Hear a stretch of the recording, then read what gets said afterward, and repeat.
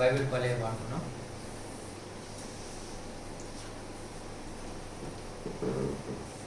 పఠింప శ్రేష్ఠ గ్రంథము బైబిల్, పఠింప శ్రేష్ఠ గ్రంథము బైబిల్, అనుదినము పఠించిన ప్రేమ తోడ నడుపును. ఓ పఠింప శ్రేష్ఠ గ్రంథము Bible. The best book to read is the Bible. The best book to read is the Bible. If you read it every day, it will help you all the way. Oh, the best book to read is the Bible.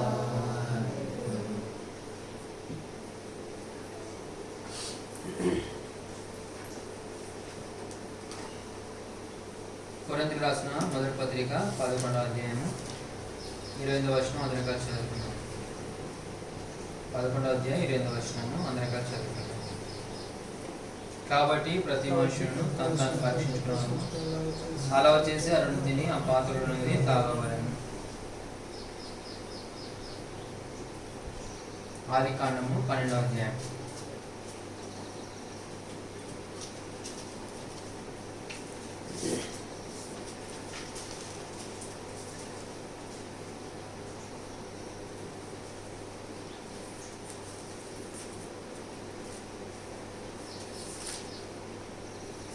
ఆదికాండము 12వ అధ్యాయము 9-10 వచనాలు అందరం కలిసి చదువుకున్నాం.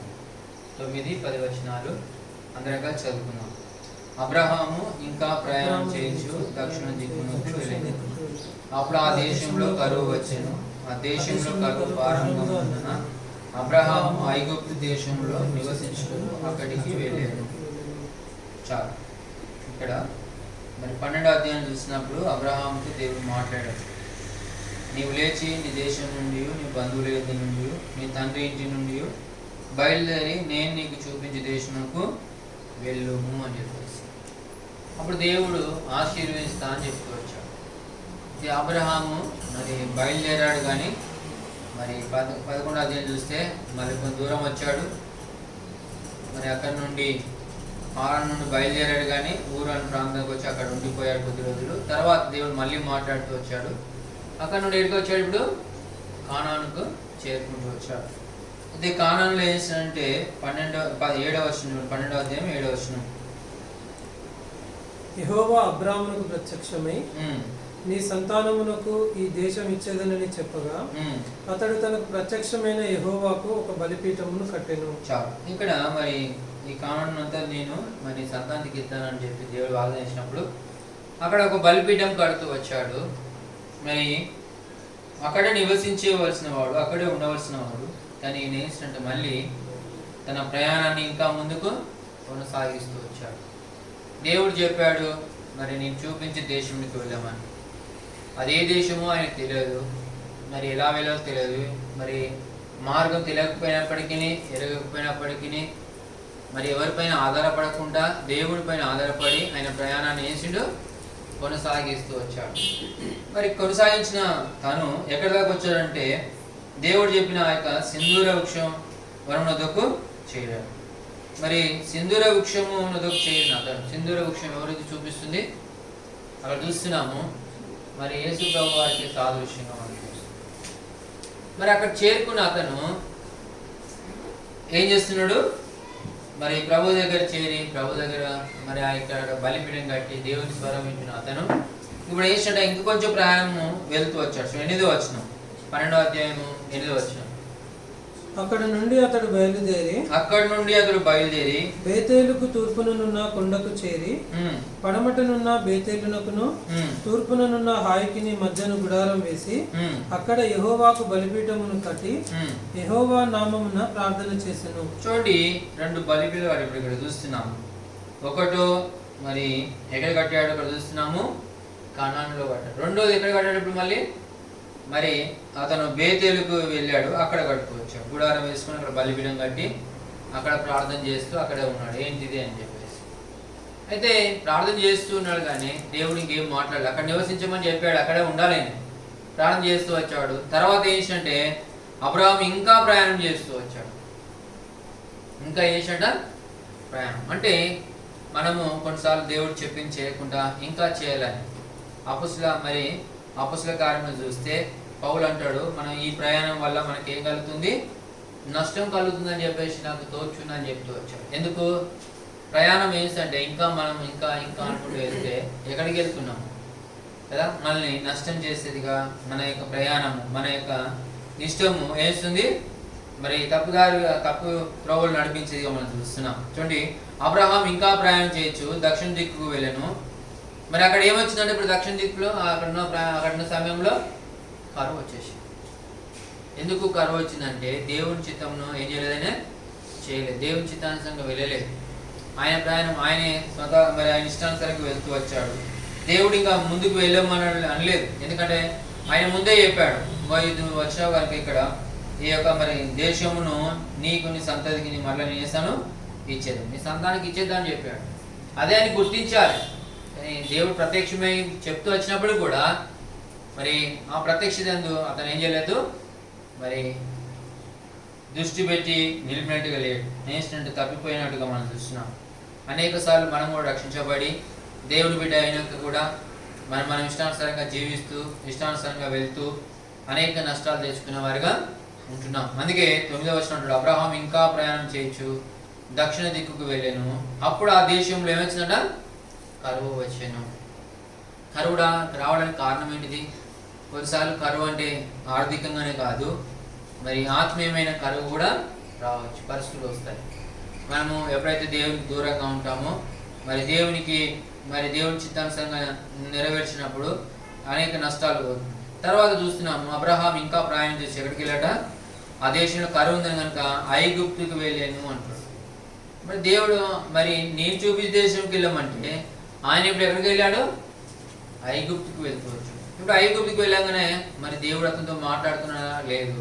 పోనీ అతను దేవుడితో మాట్లాడుతున్నాడంటే అది కూడా లేదు. కొంచెం మీరు ఇక్కడ దాకా వచ్చిన ప్రభావ నష్టం వచ్చింది, మరి ఏం చేయాలి, ప్రార్థన చేసినంటే ప్రార్థన కూడా చేయలేదు. ఇప్పుడు ఏం చేస్తున్నాడంటే మరి అక్కడున్న పరిస్థితులన్నీ తనకు కొంచెం వరకు అవగాహన బట్టి ఏం చేస్తుందంటే తన భార్యతో చెప్తున్నాడు, అమ్మ నువ్వు చక్కగా ఉన్నావు కనుక నిన్ను బట్టి నన్ను ఏం చేస్తారు, ఇక్కడ వాళ్ళు చంపేస్తారు, ఇప్పుడు నువ్వు ఏం చేయి సహోదరి అని చెప్పేసి ఏ విధంగా నువ్వు నా ప్రాణం కాపాడవుతావు అని చెప్పేసి మెల్లగా మరి తప్పిపోయేవాడుగా ఉంటున్నాడు. ప్రయాణం కొంత ప్రయాణమే కాకుండా ఇప్పుడు రెండవది ఏమైపోయిందంటే మరి తప్పిపోయేవాడుగా చూస్తున్నాం. ఆయన యొక్క చింత బాధ దినదినం ఎక్కువైపోయింది. ఆడ కరువే కాకుండా కరువు ఉందని చెప్పి ఈడికి వస్తే ఇది ఒక రకమైన చిక్కుల్లో పడుతూ వచ్చాం. సాతాను ఏం చేశాడు, మనము దేవుని దగ్గర ఉన్నప్పుడు బాగానే ఉన్నప్పుడు మెల్లగా ఒక ఆశ చూపిస్తాడు. ఏ ఆశ అంటే అది ఏదైనా కావచ్చు. మరి అబ్రహాంకి అయితే ఒక విధంగా శోధన వచ్చింది. ఏంటంటే ఆయన ఇంకా ప్రయాణం చేసుకోవచ్చు. ఎందుకు, తనతో ఎవరున్నారు అక్కడ చూస్తున్నాము. చూడండి, అక్కడ 4వ వచనం, 12వ అధ్యాయం 4వ వచనం, యెహోవా అతనితో చెప్పిన ప్రకారం అబ్రహాము వెళ్ళాను, లోతు అతనితో కూడా వెళ్ళాను. అతనితో కూడా వెళ్ళాడు, ఇప్పుడు లోతు కూడా వెళ్ళాడు. ఈ లోతుకి ఏమంటే అన్ని ఆశలు ఎక్కువ, చిన్నవాడు కనుక మరి అనేక విధాలుగా వెళ్ళాలి రావాలని ఆశతో ఉన్నవాడు. ఇప్పుడు ఆయన ఎక్కడ తీసుకెళ్తున్నాడంటే మరి ఐగుప్తు దాకా తీసుకెళ్తవచ్చు. ఆ నష్టం వచ్చింది. ఐగుప్తుకి వెళ్తే వారికి ఏం కలిగింది, మరి ఐగుప్తులో ఆ ఫరో ఏంటంటే మరి ఆ యొక్క అబ్రహాం కావాల్సిన ఆస్తి అంతా ఇచ్చాడు, దాసీలను ఇచ్చాడు, మరి కావలసిన గొర్రె సంపదను కూడా ఇచ్చాడు. కానీ అక్కడ ఏముందంటే నెమ్మది సంతోషము లేదు. 16వ వచనం చదువు సరే, 16వ వచనం,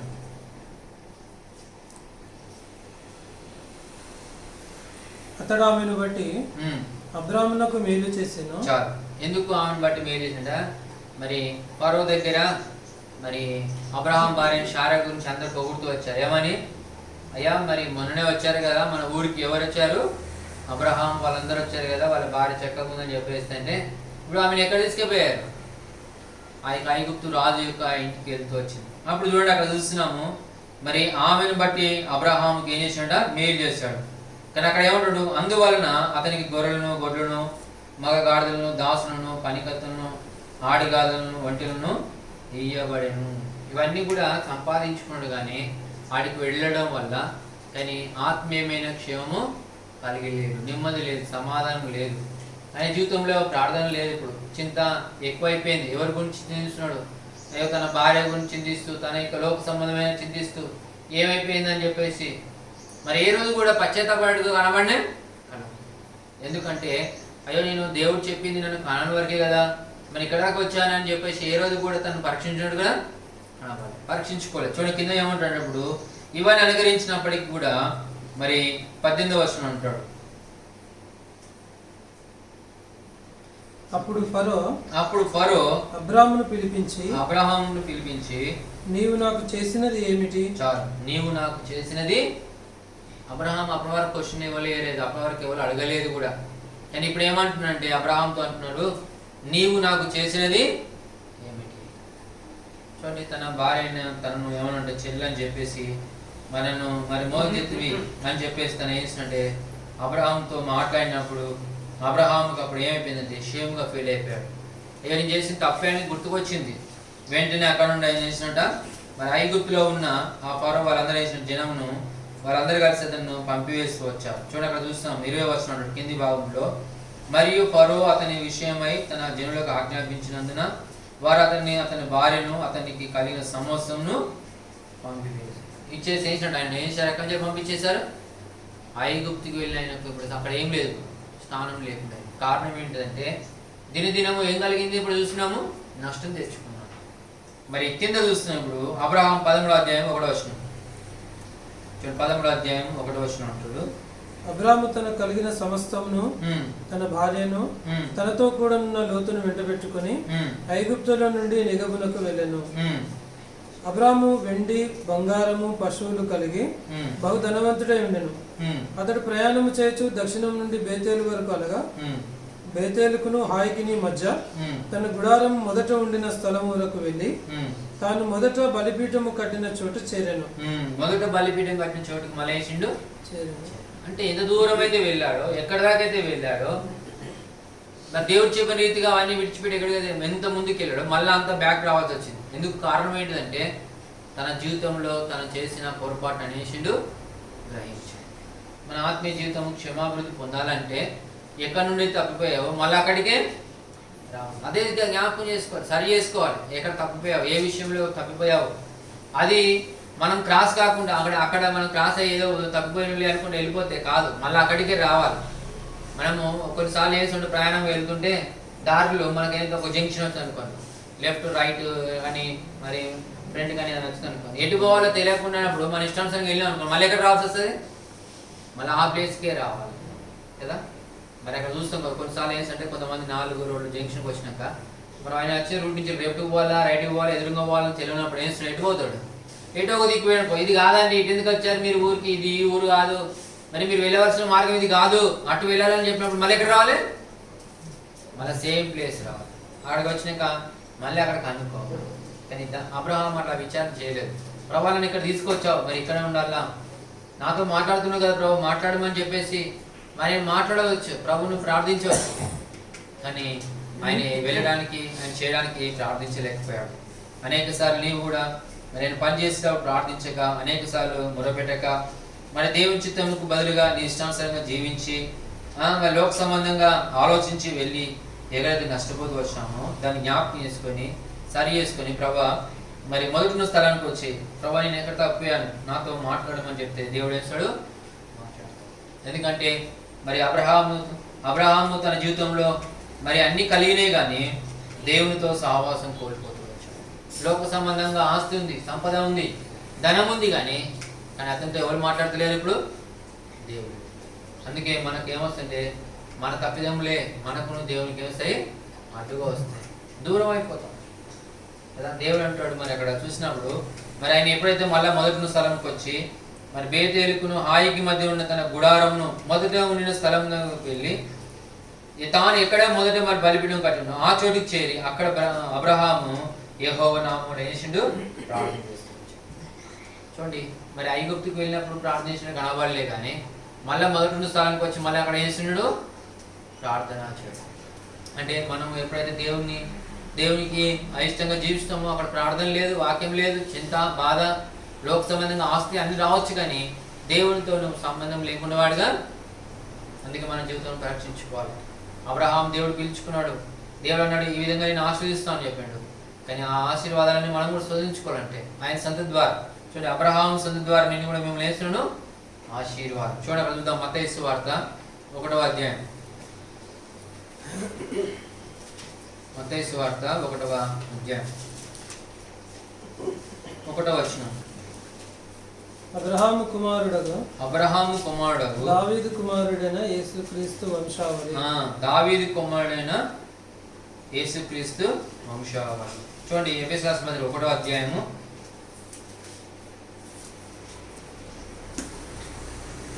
3వ వచనం. ఎఫెసీయులకు రాసిన పత్రిక 1:3. మన ప్రభు అయిన యేసుక్రీస్తు యొక్క తండ్రి యొక్క దేవుడు స్తుతింపబడును గాక. ఆయన క్రీస్తునందు పరలోక విషయములలో ఆత్మ సంబంధమైన ప్రతి ఆశీర్వాదమును మనకు అనుగ్రహించినట్లుగా. చాలు, ప్రతి ఆశీర్వాదం మనకు అనుగ్రహించే ఎవరి ద్వారా? యేసుక్రీస్తు ద్వారా. యేసుక్రీస్తు ద్వారా ఎవరు? అబ్రహాం కుమారుడైన దావీదు కుమారుడైన యేసుక్రీస్తు వంశావళి. మరి అబ్రహాంకు దేవుడు వాగ్దానం చేశాడు, నేను వేస్తాను. చూడు అక్కడ ఏమంటున్నాడు, నిన్ను గొప్ప జనము చేస్తా, నిన్ను ఆశీర్వదించి నామును గొప్ప జనం, నీవు ఆశీర్వాదకరంగా ఉండు. చూడండి, మనం కూడా దేవుడు మనల్ని ఏం చేసిన అనేకులకు ఎట్లా చేసిండు? ఆశీర్వాదం. ఎట్లా ఆశీర్వాదం? నువ్వు ఎప్పుడైతే ప్రభుని ఎరిగి ప్రభు బిడ్డ అయిపోయావో, ఇతరులను కూడా ఆ యొక్క స్వాస్యంలో ఆశీర్వాదం నడిపిస్తావో, అప్పుడు మనం ఏం ఇస్తామో? ఆశీర్వాదకరంగా. కానీ అబ్రహాం తన జీవితంలో దేవుడు ఈ ఆశీర్వాదాలన్నీ తన ద్వారా భూలోకానికి అనుగ్రహించాలని కోరుకున్నాడు. కానీ అవన్నీ గుర్తించక, వాగ్దానం ఎరగక ఎక్కడికి వెళ్ళాడు? దక్షిణ దిక్కు వెళ్ళి, అక్కడ కరువు వచ్చినందుకు ఐగుప్తుకి వెళ్ళి ఐగుప్తులో నివసించి అక్కడ వేసినప్పుడు మరి నష్టం చేసుకొని తిరిగి పశ్చాత్తాపంతో మళ్ళీ మొదటి స్థలానికి వచ్చాడు. అయితే అబ్రహాము మరి విశ్వాసాలందరూ తండ్రిగా ఉంటాడు, ఎందుకంటే పశ్చాత్తాపం ఉంది ఆయనలో, సరి చేసుకున్న స్వభావం ఉంది కనుక దేవుడు ఆయన మళ్ళీ వేసిండు, ఆశీర్వదించాడు, తన సంతతిని ఆశీర్వదించాడు. మరి మన జీవితంలో కూడా అట్టి పశ్చాత్తాపంతో ప్రభు దగ్గరికి వద్దాం. ప్రభు నిజమే, నేను కూడా అనేక సార్లు నిన్ను విడిచి నేనేం చేస్తున్నాను? ఇష్టానుసారంగా వెళ్ళాను. నువ్వు చేయమని చేయక చేతనే చేసి ప్రభు నా ఇష్టానుసారం జీవించి మాట్లాడి తలంచి నష్టం చేసుకున్నాను అని నువ్వు ప్రభు దగ్గరికి వచ్చి యేసు ప్రభు దగ్గర నీ యొక్క పాపలను ఒప్పుకుంటే, మరి మొదటి యోహాను రాసిన పత్రిక 1వ అధ్యాయం 9వ వచనం ప్రకారం మన పాపములను మనం ఒప్పుకొని ఆయన నమ్మదగిన వాడు నీతిమంతుడు కనుక సమస్త దుర్నీతులను కడిగి మన పవిత్రులుగా. చూడండి, దేవుడు మన పాపను క్షమించేవాడు ఆయనే. ఈ లోకంలో ఎవరు కూడా లేడు. చూడండి, ఒకవేళ మనం తప్పిపోయిన ఎడల తండ్రి యొద్ద మన కొరకు ఎవరున్నారు? ఉత్తరవాది ఉన్నాడు. ఆయన ఎందుకు వచ్చి చెప్పుకోవాలి. అందుకే ఎబ్రీ రాసిన పత్రిక తన ద్వారా వచ్చే వారందరినీ ఆయన సంపూర్ణంగా రక్షించుటకు శక్తిమంతుడు అయినాడు. అయితే ప్రభు దగ్గర తండ్రి యొద్ద నిర్దోషులుగా నిష్కలంకులుగా నిలబెట్టుకు శక్తి గల రక్షకుడుగా మన కొరకున్న ఆ రక్షణ దగ్గరికి వచ్చే దేవా, నిజమే అబ్రహాం వల్ల నేను తప్పిపోయాను, నా ఇష్టానుసారంగా వెళ్ళాను, ఇష్టానుసారం మాట్లాడాను, నువ్వు వద్దనగానే చేసి నష్టం తెచ్చుకున్నాను. దేవా, నిన్ను ప్రార్థించక అడిగి పొందక నా యొక్క శక్తి చేత బలం చేత ప్రభు ఆలోచన నడుచుకొని సంపాదించుకున్నాను అనుకున్నాను. కానీ ఇవన్నీ మరి ప్రభు వీటి ద్వారా నాకు నష్టమే కానీ ఆత్మీయమైన క్షేమము కలగలేదు. అందుకే మరి అబ్రహాం మొదటి స్థలానికి వచ్చి అక్కడ బలిపీఠం కట్టి ప్రార్థన యెహోవా నామములో అక్కడ వేసిండు ప్రార్థన. ఆ ప్రార్థన తన జీవితంలో ఒక ఆశీర్వాదం తీసుకొచ్చింది. ఏంటంటే మరి లోతును ఆయన నుండి ఏం చేయబడింది? వేరు చేయబడుతూ వచ్చింది. లోతు ఈజ్వల్ ఏంటంటే లోకము ఏంటంటే ఆయన అంత ఆయనలో అంత ఏముంది? లోకమే చూస్తాం. చూడండి అక్కడ చూస్తాం 13వ అధ్యాయము 10వ వచనం. 13వ అధ్యాయం 10వ వచనం. ఆదికాండము 13వ అధ్యాయం 10వ వచనం. లోతు తన కన్నులెత్తి యోర్దాను ప్రాంతం అంతటినీ చూచెను. యెహోవా సొదొమ గొమొర్రాను పట్టణంలో నాశనము చేయక మునుపు సోయరుకు వచ్చే వరకు అదంతా యెహోవా తోట వలెను ఐగుప్తు దేశం వలెను నీళ్లుపారు దేశమై ఉండెను. ఏం చూస్తున్నాడు అక్కడ? ఏం చూశాడు? ఆయనలో ఎప్పటికి ఏముండిపోయింది? ఐగుప్తు ఉండిపోయింది. ఆ దేశం కోరుకున్నాడు, మంచి దేశము, సమృద్ధిగా ఉండేది, మరి సుఖం అనుభవించేది. కానీ అక్కడ ఉన్న పాపాన్ని, అక్కడ ఉన్న మరి సొదొమ గొమొర్రా గురించి మరి విన్న ఆ మాటలన్నీ కూడా ఆయనకు ఆలోచనలు లేవు, ఆయన తలంపులు లేవు. అవి ఏమున్నాయి అంటే ఐగుప్తు ఎలా ఉందో ఐగుప్తు లాగానే ఇది కూడా సోయారు వచ్చేవారు. ఇదంతా సమృద్ధిగా ఉంది, నాకు మా యొక్క పశువులు అభివృద్ధి పొందుతాయి, మరి ఇంకేముందో అక్కడ పనివారు ఎక్కువ అవుతారు, మంచిగా ఉంటుంది, నాకు కావాల్సిన సుఖం నెమ్మది ఉంటుంది అనుకున్నాడు. కానీ అయ్యో నేను అక్కడికి వెళ్ళడం వల్ల నేను క్షేమం పొందుతానా, నా ఆత్మ జీవితం క్షేమాభివృద్ధి పొందుతుందా, నేను యోగ్యంగా ఉండగలుగుతానా అని ఏమాత్రం కూడా ఆలోచించాను. ఆయన ఒకటే ఆలోచించాడు, ఏమంటే అక్కడ ఉన్నదంతా కూడా ఐగుప్తు వల్లే సమృద్ధిగా ఉందని చెప్పేసి. చూడండి మెల్లగా ఎక్కడికి వెళ్ళాడంటే శోధనలకు వెళ్ళాడు. అందుకే దేవుడు మరి అలాంటి వాడిని వేసిన దేవుడు దూరపరుస్తూ వచ్చాడు. లోతు యొక్క సంతానం లోతును మరి దేవుడు దూరపరిచినాక దేవుడు అబ్రహామును వేసిండు, ఆశీర్వదించాడు. అందుకే మన జీవితంలో ఏంటంటే ఆ చిన్న ప్రార్థన ఎప్పుడైతే దేవుని దగ్గరికి వచ్చి ప్రార్థన పశ్చాత్తాపమైన ప్రార్థన నీకేం కలిగేసింది, లోకం నుండి వేరు చేయబడతావు, లోక సంబంధం నుంచి వేరు చేయబడతావు. అప్పుడే దేవుడిని నేస్తాడు, ఆశీర్వదిస్తాడు. చూడ అక్కడ చూస్తున్నాము మరి 13వ అధ్యాయంలో చెప్తున్నాడు చూడండి 17-18 వచ్చినారు. నీవు లేచి ఈ దేశం యొక్క పొడుగున వెడల్పున దానిలో సంచరించుము, అది నీకు ఇచ్చదనని అబ్రాముతో చెప్పాను. అప్పుడు అబ్రాము తన గుడారము తీసి హెబ్రోనులోని మమ్రే దగ్గరనున్న సింధూర వృక్ష వనములోకి దిగి అక్కడ యెహోవాకు బలిపీఠమును కట్టెను. చూడండి ఎప్పుడైతే ఇవన్నీ లోకం నుంచి వేరు చేయబడ్డాడో అప్పుడు ఎక్కడ చేరాడు, హెబ్రోనుకు చేరాడు. లోకం సంబంధంగా ఎన్ని రోజులు జీవించినా నువ్వు దేవుని ఎందుకు చేరలేవు, దేవుని దగ్గర ఉండలేవు. నీ జీవితం అంతా క్షమాభివృద్ధి పొందు, ఆశీర్వాదకరంగా ఉండదు. ఎలా ఉంటుందంటే ఆ యొక్క లోతు ఉన్నప్పుడు ఏ విధంగా గొడవలు సమస్యలు ఉన్నాయో ఇబ్బందులు ఉన్నాయో నీ ఆత్మీయ జీవితం కూడా మరి సమస్యలు ఇబ్బందిగానే అనిపిస్తుంటుంది. శరీరానుసరంగా అన్నీ ఉన్నా కానీ మరి ఎంతో కలహంగా ఉంటుంది. చూడండి 13వ అధ్యాయము 8వ వచనం అంటాడు, కాబట్టి అబ్రహాము మనం బంధువులం కనుక నాకును నీకును నా పశువుల కాపు నీ పశువుల కాపులకు కలహము ఉండకూడదు. ఏముందంటే ఆయనకు అన్నీ ఉన్నాయి కానీ ఏం కలుగుతుంది, సమస్యలు ఇబ్బందులు. అంటే ఈ లోకంలో అన్నీ ఉండొచ్చు కానీ ఆత్మీయమైన క్షేమం అనేది కారణం ఏంటంటే నువ్వు వేరు చేయబడాలి, లోకం నుంచి ఏం చేయాలి. అందుకంటే కొంతమంది ఒక ఆయన చెప్తుంటాడు, మా ఫ్రెండ్ ఒక ఆయన ఎప్పటి చెప్తుంటాడు, ఏమంటారంటే లోకం అనేది మనల్ని వేస్తుంటుంది, ఆత్మీయమైన నష్టాన్ని కలుగుతుంది. అది వాస్తవం. ఎందుకంటే మన జీవితంలో గుర్తించాలి, లోకముతో కలిసి లోకానుసారంగా జీవించి లోకంతో ఎప్పుడు పోల్చుకోకూడదు. ఒక విశ్వాసి లోకంలో ఉన్న దాని కొరకు మనం ఎప్పుడు కూడా ప్రయాస పడకూడదు. ప్రభువే అన్నాడు మరి లోకంలో అంత శరీరాశి నేత్రాశి జీవము ధర్మము. ఇవన్నీ వేస్తుంటే మనిషిని ఆత్మీయమైన స్థితిని పడగొడుతుంది. ఎక్కడ తీసుకెళ్తుంది, అట్టడుగు భాగం తీసుకెళ్తుంది, సాతానికి మానసిగా చేస్తుంది. అయితే ప్రభు అన్నాడు మీరు ఈ లోకంలో మీరు ధర్మం కూర్చుకోకండి, ఎక్కడ కూర్చుకోవాలి, పరలోకం అని కూర్చుకోండి, అక్కడ నీకు కలిగి ఉండాలి, అది కావాలి మనకు. కానీ మనకేమంటే ఇప్పుడు లోకంలో ఇక్కడ బ్యాంక్ బ్యాలెన్స్ ఇక్కడ లోకం సంబంధం ఇవి కావాలనుకుంటాం, కానీ ఇవన్నీ ప్రయోజనం ఏమి కాదు. మన ఆయన చనిపోయాడు, ఒక్కొక్క చూస్తున్నాం. ఎవరు చనిపోయారంటే ఒక ఆయన ఏమంటారు మన ముస్లిం కంట్రీలో ఉంటారు, ఒక ఆయన రాజు చనిపోతే ఆయన బ్యాంక్ బ్యాలెన్స్, ఆయన ఇల్లు, ఆయన కార్లు, ఆయన ఎన్ని చూస్తే అవన్నీ మొత్తం గోల్డే. ఆ స్టెప్స్ చూసినాను, ఆ స్టెప్స్ విని చూస్తే ఏమున్నాయి, మొత్తం వజ్రాలు పోసుకొని ఉన్నాడు. బెడ్ చూస్తే గోల్డ్ లా ఉంది, చైర్స్ అన్ని, కారు, ఫ్లైట్ కూడా ఆయన గోల్డ్ అన్ని చూస్తే. కానీ ఆయన తీసుకుపోయాడు అంటే ఆయన ఏమి అంటే దేవుడు మనకు ఉదాహరణ జ్ఞాపకం చేసుకోవాలి. నాకు ఎప్పుడు గుర్తుకొస్తుంది, ఈ లోకంలో ఏది ఉన్నా కానీ అది ఒక దినం ఏం చేయాలి, విడిచిపెట్టవలసింది. ప్రసంగి అందుకే అంటాడు, ప్రసంగి గ్రంథం అంటాడు, నా తర్వాత వచ్చేవాడు ఎలాంటి వాడు నాకు తెలియదు కనుక నేను సమకూర్చుకున్నంత కూడా ఏమో నాకు తెలియదు కనుక ఈ యొక్క ప్రయాసం అంతా కూడా ఏంటది వ్యర్థమే. ఏ ప్రయాసపడము అంటే ప్రభునందు ప్రయాసపడాలి. ప్రభు అంటాడు ప్రభునందు ప్రయాసము వ్యర్థం కాదు కదా. ప్రభునందు ప్రయాసపడు, ప్రభును కలిగి ఉండు, అప్పుడు నీకు అన్నీ ఉంటాయి. కానీ మనం వేస్తాం ప్రభునందు ప్రయాసపడంగా లోక సంబంధంగా అన్ని ప్రయాసలు పడి నష్టం తెచ్చుకునేవాడు. కానీ అబ్రహాము అది గుర్తించాడు. ఏమో గుర్తించంటే ఇది నాకు వద్దు, దేవుడు ఆశీర్వాదం కావాలి, దేవుడు చెప్పాడు నాకుతానని చెప్పేసి అప్పుడు దేవుని ఎదురుకు వచ్చి పశ్చాత్తాపడి బలపరిచేవాడినాక అప్పుడు దేవుడు చిన్న చిన్నగా వేసుడు దూరపరుస్తూ వచ్చాడు. శరీరంను మరి ఆత్మీయత అనేది వేరు చేస్తూ వచ్చాడు. లోతును దూరపరిచినాక దేవుడు చెప్పాడు, నువ్వు ఈ యొక్క దేశం అంతా సంచరించు, తూర్పు పడమట ఉత్తరానికి వెళ్ళి తిరిగి చూసినా నీకు ఈ దేశం అంతా నీకు. ఆ దేశం ఏంటిదంటే అప్పుడు తిరగలేదు ఆయన, కేవలము 12వ చూస్తే 7వ వచనం ఆయన వచ్చాడు అక్కడ వరకు, కానీ ఆ దేశం ఎలాంటిదో చూడలేదు. కానీ దేవుడు చెప్పినాక మళ్ళీ వచ్చినాక రెండోసారి ఆ దేశానికి వచ్చినాక అక్కడ చూసినప్పుడు తిరిగి చూస్తే ఆ దేశం ఎలా ఉంది, దేవుడు ఏర్పాటు చేసి వారి కొరకు ఆస్వాదించిన దేశం అది. అది చూశాడు. చూసినాక అప్పుడు ఎక్కడికి వెళ్ళాడంటే అందులో ఉన్న శ్రేష్టమైనది హెబ్రోను, అక్కడ చేరి అక్కడ దేవునితో సహవాసం. ఎవరితో సహవాసం ఉంది, ఇంతవరకు లోతుతో ఉండేవాడు, లోతుతో నడిపించేవాడు, ఆయనతో మాట్లాడు అన్నీ నడిచాయి. ఇప్పుడు ఎవరితో ఉన్నాడు అంటే దేవునితో ఉన్నాడు. అది ప్రాముఖ్యమే.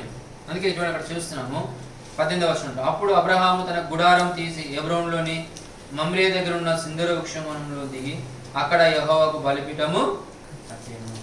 మన జీవితంలో దేవునితో నువ్వు దేదేమో మన బలిపీఠం ఏం చూపిస్తుందంటే మన పశ్చాత్తాపాన్ని, మన బలులను, మన సమర్పణను అక్కడ ఏస్తుంది చూపిస్తుంది. ఒక బలిపీఠం ఏమర్పిస్తారు మరి ఎప్పటికి నిత్యం ఆ బలిపీఠం ఏం చేస్తుంది? అగ్ని మండుచున్నారు. దేవునితో ఉన్నప్పుడే అది మండుతుంది, ఎప్పటికీ వెలిగింపబడదు. ఆడ ఎప్పుడు దహించబడుతుంటుంది, ఎప్పటికీ ఆడ ఏమిస్తుంటే మన బలు అర్పించబడుతుంటాయి. అది ఎంతో సమాధానం యోగ్యమైనదిగా. దేవునికి దూరంగా ఉంటే అవి ఉంటాయా? ఉండవు. దేవునికి ఇష్టమైనది ఏంటిది? ఆ సువాసన కాదు, అది కావాలి. అందుకే ఆది కాండంలో అంటాడు, మరి చూడక చూస్తున్నాము, దేవుడు ఏం చేసినట్ట 8వ అధ్యాయంలో అంటాడు 21వ వచనం, అప్పుడు యెహోవా ఇంపైన సువాసనను ఆగ్రహించి ఇక మీదట నరులను బట్టి భూమిని మరలా శపించి, ఎందుకనగా నరుల వృధా ఆలోచన వారి బాల్యం నుండి చెడ్డది. ఇప్పుడు ఏం కోరుకున్నంటే ఆ యొక్క ఎప్పుడైతే నోవాహు బయటకు వచ్చినాక, ఓడలోంచి వచ్చినాక, కాపాడబడ్డాడు కనుక, రక్షించబడినాక, అక్కడ బలి అర్పించినాక, బలిపీఠం మీద దేవుడు అందులో ఏం ఆగ్రహించాడు? ఏది ఆశ్వాసన అంటే అది శ్రేష్టమైనదిగా, అది కృతజ్ఞతగా అర్పించుకోవచ్చు, అది శ్రేష్టమైనదిగా ఉన్నది. చూడండి, మన పశ్చాత్తాపం మనం సరి చేసుకొని అర్పించిన ఆ బలులు దేవునికి కావాలి. కానీ ఏదో ఇస్తున్నాంలే అని చెప్పేసి కయ్యను వారి ఏదో నేను చేసిన దాంట్లో ఇస్తున్నాంలే అని చెప్పేసి ఏదో పేరు కోసం చేస్తే అది ఏమాత్రం యోగ్యమైంది. అందుకే అబ్రహాము మరి దేవుని యొక్క మరి ఆ యొక్క హెబ్రోన్లో చేరి అక్కడ బలిపీఠం కట్టి అక్కడ నివసిస్తూ వచ్చాడు. అందుకు అప్పుడు ఆయన దేవుడు ఆశీర్వదించాడు. చూడండి, అక్కడ శత్రువును జయించిన వాడు ఉంటాడు. కింద చూడండి, అక్కడ చూస్తాం 14వ అధ్యాయము మరి 14వ అధ్యాయంలో ఒక మాట ఏమన్నంటే 10వ వచనం, ఆ సిద్దీము లోయలో విస్తారమైన మట్టికీలు గుంటలు ఉండెను. సొదొమ గొమొర్రాల రాజులు పారిపోయి వాటిలో పడిరి. శేషించిన వారు కొండకు పారిపోయిరి. అప్పుడు వారు సొదొమ గొమొర్రాల ఆస్తి యావత్తును వారి భోజన పదార్థములన్నీ పట్టుకొని పోయిరి. మరియు అబ్రాము సోదరుని కుమారుడైన లోతు సొదొమలో కాపురం ఉండని గనుక అతనిని అతని ఆస్తిని పట్టుకొని పోగా తప్పించుకొని ఒకడు వచ్చి హెబ్రీయుడైన అబ్రామునకు ఆ సంగతి తెలిపెను.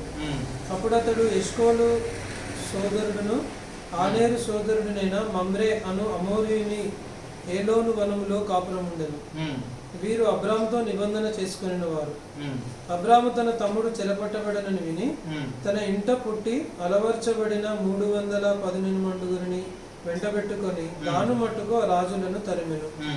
రాత్రివేళ అతడును అతని దాసులను వారికి ఎదురుగా మొన్నలు తీర్చి వారిని కొట్టి దమస్కునకు ఎడమ తట్టునున్న హోబా మట్టుకు తరిమి ఆస్తి యావత్తు తిరిగి తెచ్చి తన తమ్ముడైన లోతును అతని ఆస్తిని స్త్రీలను ప్రజలను తిరిగి తీసుకొని వచ్చాను. చూసినాము అబ్రహాం ఏం జయించాడు? ఇప్పుడు మరి శత్రువులను జయించే శక్తిని ఉండవచ్చు. ఒకప్పుడు పడిపోయాడు, ఏం చేసినట్టు మాటల్లోనే తప్పిపోయి మరి ఐగుప్తు దాకా వెళ్ళిన ఆ యొక్క ఇప్పుడు అబ్రహాం ఏమైపోయాడు? ఇప్పుడు దేవునితో ఉన్నాడు కనుక, మరి శత్రువు యొక్క పన్నాగ నుంచి తప్పింపబడాడు కనుక ఇప్పుడు ఏమైపోయాడంటే ఆత్మీయంగా ఏమున్నాడు? జయించేవాడు, బలపడుకోవచ్చు. అందుకే ఆ యొక్క లోతు ఎప్పుడైతే తప్పిపోయాడో ఆ లోక సంబంధమైన దాంట్లో చిక్కుకొని సాతాను వేసినాడు మరి బంధించిన వాడిగా చూస్తున్నాం. కానీ అబ్రహాం తనను విడిపించిన వాడిగా మనము అంటే ఇక్కడ చూస్తున్నాం. అబ్రహాం యొక్క స్థితి ఎలా ఉందంటే మరి ఆయన బలపడి ప్రభువులో ఆశ్రదించబడ్డాడు. కింద చూడండి, అక్కడ చూస్తున్నాము మరి ఎవరిని దేవుడు ఏం చేసినాడు? ఆయన ఆశ్రదించాడు. 19వ వచనం సార్. అప్పుడు అతడు అబ్రహామును ఆశ్రదించి ఆకాశమునకును భూమికి సృష్టికర్త అయిన సర్వోన్నతుడైన దేవుని వలన అబ్రహాము ఆశీర్వదింపబడుగా. కానీ చూడండి, ఎవరి వల్ల ఆశీర్వదించబడ్డాయనే? సర్వోన్నత దేవుని వలన ఆశీర్వాదం. అంటే లోకంలో మనం జీవించి సంపాదించడం వల్ల మనిషి ఆశీర్వాదం ఎక్కువ. ఎందుకంటే యెహోవా ఆశీర్వాదము ఐశ్వర్య కలిగేయం, కానీ మనిషి యొక్క సంపాదన పడాలి ఎక్కువగా కష్టపడితే కాదు వచ్చేది. లోకంలో కష్టపడిన వాళ్ళు సంపాదించుకుంటే ఏమీ ఉండదు, నిలవదు. అందుకంటే యెహోవా ఎంత భయభక్తులతో కూడినది, కొంచెమైనను అది అనేకులు బహుమంది ఆస్తికతల కంటే అది ఎక్కువైందిగా. ఎందుకంటే వాళ్ళకి తృప్తి లేదు, సమాధానం నెమ్మది లేదు. కానీ దేవుని యందు ఉన్న వారికి కొద్దిగా ఉన్నా కానీ ఎంతో తృప్తి, క్షేమం, నెమ్మది ఉంటుంది. అది మనం కలిగి ఉన్నాడు అబ్రహాం. అదే అందుకే తన జీవితంలో అబ్రహాము ఎప్పుడైతే దేవుడు చెప్పిన రీతిగా ఉన్నాడో అప్పుడే దేవుడు ఆయన వేసిండు, బలపరిచి ఆశీర్వదిస్తూ వచ్చాడు. ఆ ఆశీర్వాదానికి ఏదైతే వాగ్దానం చేసిన 12వ అధ్యాయంలో 2-3 వచనాల్లో ఆ ఆశీర్వాదములన్నీ కూడా అబ్రహాం స్వీకరించుకోవడానికి ఇష్టపడాడు, మనసు నిలుపుతూ వచ్చాడు. మనం కూడా మరి క్రీస్తు యేసులో ఇచ్చిన ఆశీర్వాదములన్నీ మనం పొందుకోవాలంటే ప్రభువుకు అప్పగించుకోవాలి. ప్రభా నిజమే, నేను అనేక సార్లు నీకు విరోధంగా నడుస్తూ పని చేస్తూ నా ఇష్టానుసారం జీవించిన నన్ను క్షమించమని ప్రభు దగ్గర ప్రభు చేస్తాడు, క్షమిస్తాడు, దాని రక్తం కడుగుతాడు. మరి తగిన కృప దేవుడు అనుగ్రహిస్తాడు. మనము క్రీస్తులోని ఆశీర్వాదము, ఆ ఆశీర్వాదాన్ని మనం పొందుకోవాలి. అబ్రహాము ద్వారా మరి అబ్రహాం కుమారుడు దావీదు యొక్క కుమారుడు యేసుక్రీస్తు యొక్క వంశవాళి ద్వారా మనకు ఆశీర్వాదం, ఇంకా యేసు ప్రభు ద్వారా మనకు ఆశీర్వాదం. అది క్రీస్తులోనే. మరి ఆశీర్వాదం కొరకే మనం అప్పగించుకున్నాం. ప్రభా నిజమే, మరి నేను కూడా అబ్రహాం వల్లే అనేకసార్లు నష్టపోయాను. కారణము నా విధేయత తప్పిదములు ప్రార్థించక, దేవా నేను కోల్పోయాను. నీ యొక్క నడిపింపు కోరుకోక, అన్ని విషయాల్లో మీ ఆత్మీయత కోరుకోక నా ఇష్టానుసారంగా వెళ్ళి మరి లోతు వలె నేను కూడా ఆలోచించి మరి ప్రభు అనేక విషయాలు తప్పిపోయినాను, క్షమించమంటే ప్రభు క్షమిస్తాడు. ప్రతి ఇబ్బంది సమస్య నుంచి బంధకాన్ని విడిపించి తగిన దేవుడి కృప అనుగ్రహిస్తాడు. మనం ప్రభుకు అప్పగించుకుంటాం. మరి బలలో చేయింపు పరీక్షించుకొని మరి ప్రభు సందులో మనము యోగమైన రీతిలో పాల్గొంటాం. ప్రార్థన చేసుకుందాం. మా ప్రియమైన పరలోకపు తండ్రి, పరిశుద్ధమైన దేవ, మరోసారి మీ సంధి ఆలోచించిన అవకాశం ఉందని స్తోత్రములు. మరి 12వ అధ్యాయం ఆదికాండము ప్రభా మరి అబ్రహాం యొక్క జీవితాన్ని మా ముందు తీసుకొచ్చిన పొందనాలు. అబ్రహామును దేవ మరి మీరు ఆశీర్వదించారు, మరి అతను నడిపిస్తూ వచ్చారు. కానీ ఆ నడిపింపులో తగ్గిపోయేవాడు మనం చూస్తున్నాం. అందులో ఇంకా ప్రయాణం చేసి దక్షిణ దిక్కుకు వెళ్ళి ప్రభా అక్కడ నష్టము మరి కరువు వచ్చిన వల్ల మళ్ళీ ప్రభా మరి అక్కడ నుండి ఐగుప్తుకు వెళ్తూ వచ్చాడు. ఐగుప్తులో అవమానం పొంది తిరిగి మీ సన్నిధికి వచ్చాడు. అనేక సార్లు మరి ఆత్మీయ జీవితంలో మేము ఏ విధంగా నష్టపోతున్నామో, ఎక్కడెక్కడైతే మేము ఆ యొక్క ఇబ్బందులనే మరి పరీక్షలు కూడా వెళ్తున్నామో జ్ఞాపకం చేసుకోవడం మాకు అనుగ్రహించిన సమయం కోరుతున్నారు. దేవా మరి అబ్రహాంలో ఆశీర్వదింపబడిన వారికి ఉండాలని మీరు కోరుతున్నారు. అట్టి ఆశీర్వాదం పాత్రలు కూడా సహాయం చేయండి. ఎక్కడైతే నీ వాక్య వెలుగులను సరి చేసుకుని కృప ఇచ్చారు దేవా, మరి వాక్యానుసారంగా ప్రాణాలను జీవించి నీకు మహిమ తెచ్చుకుని సహాయం చేయండి. మా ముందు ఉంచిన నీ యొక్క బాల కొరకు మరి మేము శుద్ధిస్తూ ఆలోచిస్తున్నాం. దేవా మీ శరీరం సాధించిన రొట్టెను బట్టి మీ రక్తం సాధించిన దాక్షిణ్యం బట్టి శుద్ధిస్తున్నాం. మీరు మా మధ్య నుండి బోధించారు. మేము మీ వాక్యానుసారంగా మేము కూడా జీవించి సరి చేసుకొని మీ యొక్క సావాసాన్ని కలిగి మేము జీవించి ఆశీర్వాదం పొందుటకు సహాయం చేయండి. మీ ఆశీర్వాదం కోరుకుంటూ మీ యొక్క దేవని జ్ఞాపకం మా యొక్క తీర్మానం అంగీకరణ శుద్ధిస్తూ మనం మీకు అప్పగించుకుని యేసుక్రీస్తు ఘనమైన నామములో సమర్పించి వేచున్నాం తండ్రి. ఆమేన్. తండ్రి దేవుని ప్రేమ, యేసుక్రీస్తు కృప, పరిశుద్ధాత్మ యొక్క సహవాసం మనకును సకల పరిశుద్ధులకు సదాకాలంతో నడిపించును గాక. ఆమేన్.